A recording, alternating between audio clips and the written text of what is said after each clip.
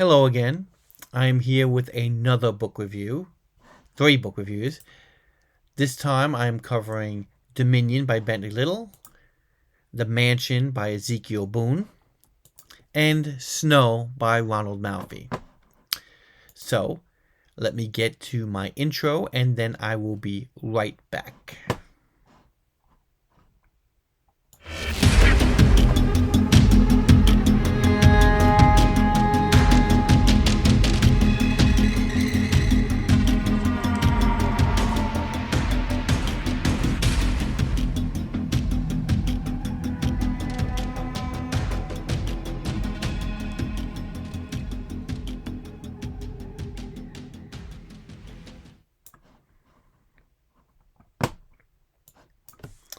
And I am back. So, let's get into these books. So, let's first cover Snow by Ronald Malfi. I wanted to read a Ronald Malfi book. I've read two other Ronald Malfi books, December Park, and I believe The Narrows as well. So I want to pick up a couple more Bentley Little books, and I wanted to pick up another Ronald Malfi book, and Snow I decided to pick up. It is on Kindle Unlimited, so let's read what this is about. They come in with the snow. They are the snow. The blizzard begins pummeling the Midwest on Christmas Eve, leaving hundreds of passengers stranded at Chicago O'Hare International Airport. Todd Curry doesn't need another reason to disappoint his son, so he joins three other people in renting the last four-wheel drive available, and they set out in the binding snow. Only 2 hours into the treacherous trip west, Todd swerves to avoid a man in the middle of the highway. The stranger claims his daughter is lost somewhere out in the snow. Though his odd demeanor and ripped clothes make Todd and his group uneasy, they agree to take the man to the nearest town. If the now damaged car can make it, what awaits them at the next exit, however, is nothing they could have imagined. Around an empty town square, fires burn, cars are abandoned, storefronts are smashed, and there is no one to be seen for now. But soon, the shadows lurking on the edge of the vision will step into the light, and Todd and his fellow travelers will find themselves facing a sharp, scythed evil shaped from the snow, tearing its way into human form and taking the neighborhood by storm. And that's basically it for Snow. I like this story. I didn't love this story. It's not one of my favorite stories. I think I kind of liked December Park better than this, even though I know this is one of the highly rated Malfi books. I just found it interesting. I didn't really find it as compelling. There were some good things in it. I did like the camaraderie between the people in the car that they talk about, and how that was set up, why it was so important for him to go through the snowstorm to see his child, because basically he was in a divorce, and he basically wanted to see his child, and get some kind of connection with his child before, with everything that he's lost. And it was really very touching and very interesting as far as wanting him to see that. But that was just basically just a setup, and then he met this other woman who rented this 4x4, and then they had another couple that came with them. And that whole beginning of the story is interesting. Once they meet this person that they talk about in the synopsis here, and they go to the town, and you find out what the evil is, and then they meet some townspeople, and it's the dynamics between the people are really interesting. I actually did like that. The tension between what was actually happening and what you should do, run or stay, or where to go and what to do, is interesting. There's also kind of a thing about what's in the snow kind of thing, kind of like, it almost reminded me of a zombie story in a way. It's not technically a zombie, but it does have some zombie markers, I guess. It does have some of the feel of what you would be like trapped in like a farmhouse type of thing, and not being able to trust the people around you. It definitely has that zombie feel to it. Uh, but it like I said, it's an interesting story. But in general, I felt like it was just average. I just really wasn't as crazy about Snow as I could have been. So I would say if you're a Ronald Malfi fan, you should like it.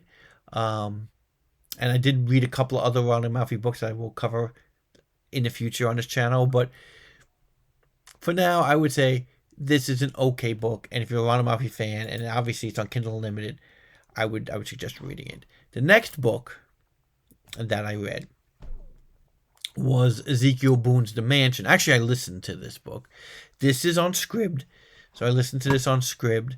Ezekiel Boone, if you don't know, is the author of the Hatching series. There were 3 books: Hatching, Zero Day, and Skitter. I think it was the third book, if I'm not mistaken. Yeah, Skitter. And so I definitely was really excited to find out that he had another book that I could cover, that I could read. So when I found out about this Mansion, I said, "Oh," and I had it on Scribd. I said, "Okay, I'm gonna pick that up and see if I like it."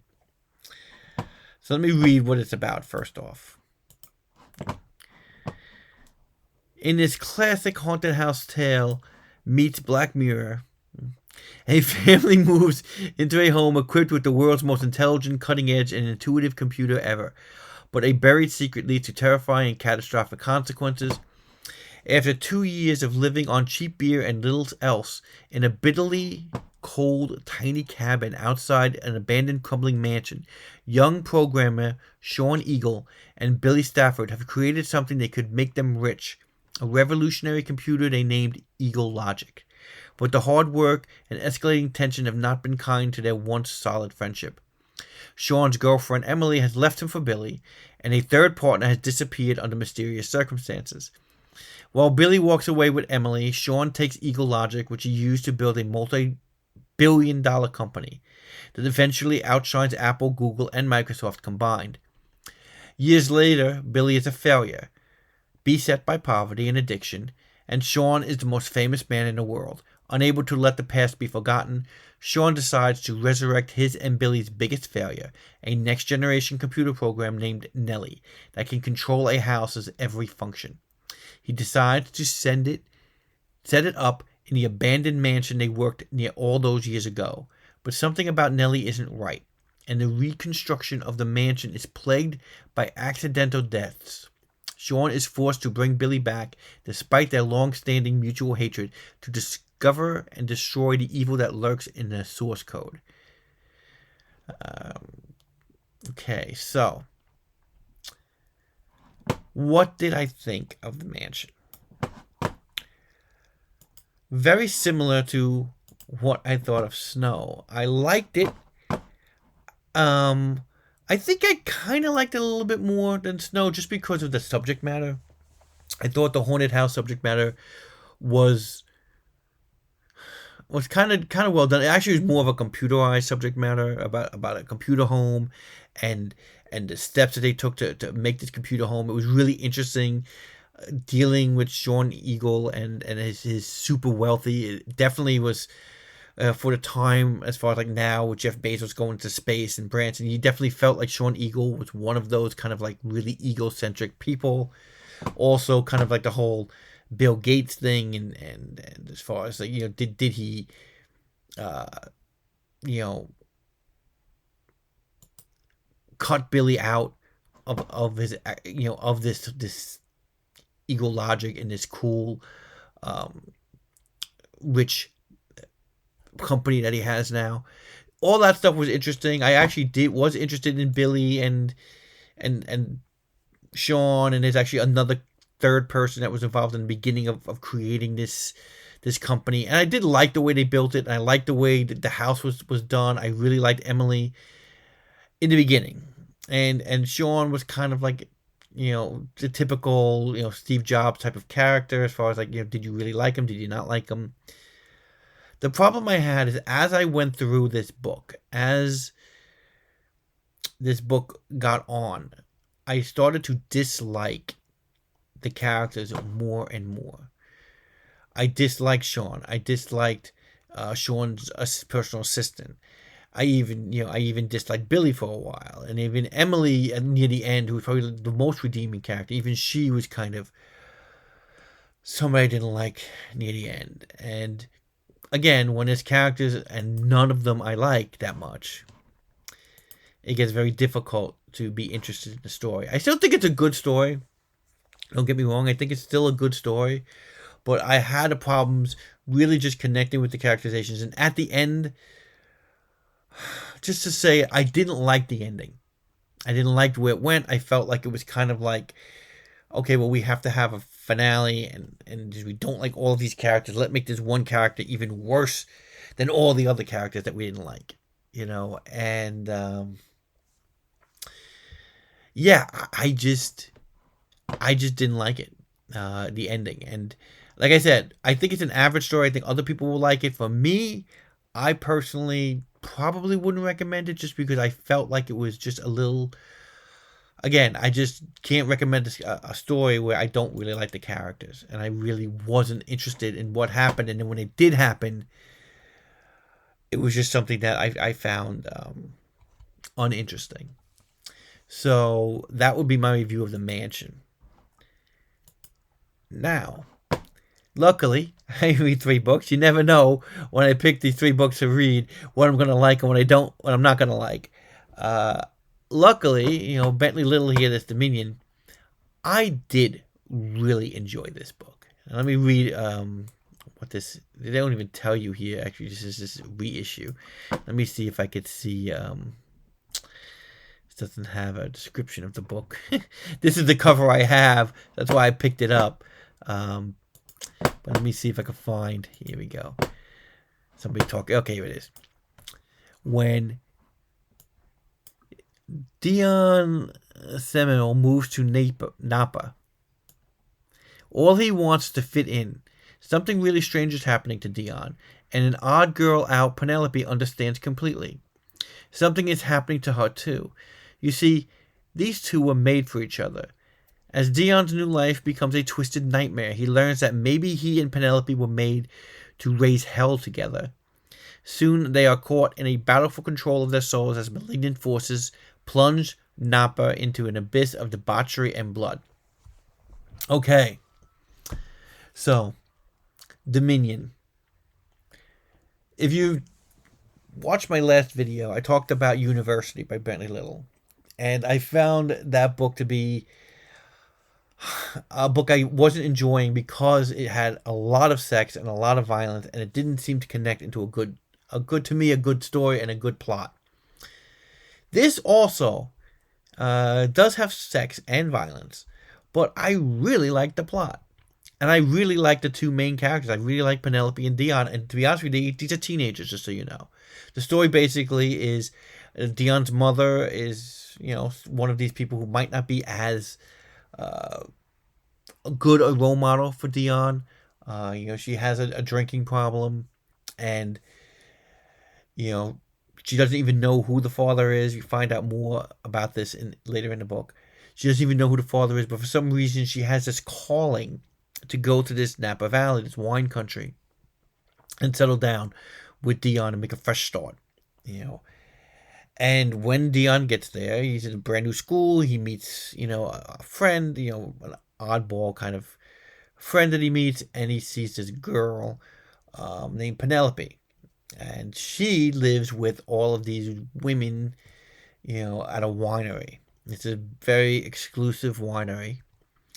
And as soon as he sees her, obviously he is attracted to her. And of course, in typical Bentley Little fashion, there's a lot of weird foreshadowing and weird dreams and a lot of stuff about that. But what I really liked about this, to be quite honest, is this is Bentley Little's teenage love story. I mean, this really is deep down, a love story between him and Penelope. And yes, I mean there were other things going on, and again, just like Bentley Little, he there's just weird stuff going on, and the sisters are incredibly weird, and the interactions when he basically goes and meets this girl, and meets the what she calls her mothers, because she has multiple sisters who live in the winery with her, and when she meets these people, and they're very weird to him, they're very weird to her, and of course they get even weirder, these ladies. Um, who I don't think it would be too much of a spoiler to tell you that these women, I believe these women are witches. I believe. Um, well, they worship something. I don't want to give away too much of the story, but I really liked the way this was done. This didn't have a huge amount of people. There were some people. What I liked about this story is it kind of had the trademarks of Bentley Little. It had the people who kind of gathered together and tried to to fight what was happening, and then you had a whole bunch of people who were in the spell of what was happening. But what was really cool about it was some of these people were not the nicest people, but but I really liked the dynamics between Penelope and between Dion and between this friend that both Penelope and Dion knows. That was the core of this. Yeah, there were other people around. Yeah, there were sisters. Yeah, there was the teacher who knew about the stuff, giving this exposition. But in general, it was about those three people specifically. And the mother also. Dion's mother played a major role in this story, especially near the end. That was really cool. And in general, like I said, I'll be honest with you, this is one of my favorite Bentley Littles. This goes right up there with, I would say, The Store, The Association, Handyman. Those are, pretty much Bentley Little books, I would tell you. Like, those are, from what I've read so far of Bentley Little, those are my favorites. Dominion falls in that. I just really liked it. I love the characterization of the kids. He really nailed the awkwardness of kids like dating for the first time, and the awkward sexuality, as far as the awkward hormonal feelings that they had for each other. I think he really nailed it down pretty good. It was really interesting to read, especially considering Bentley Little does talk about sex a lot in his books, and this was I just really liked this story, and I thought it was really good. And I know I'm gushing over it, but that's basically my review for Dominion. So I'm done with Mansion, Dominion, and Snow. Snow is a book I think you should read. Mansion, I don't know, because I don't really like the characters in Mansion. Dominion is definitely a top read. So if you stuck to me all this while, thanks again for watching, and I hope to see you soon. Bye.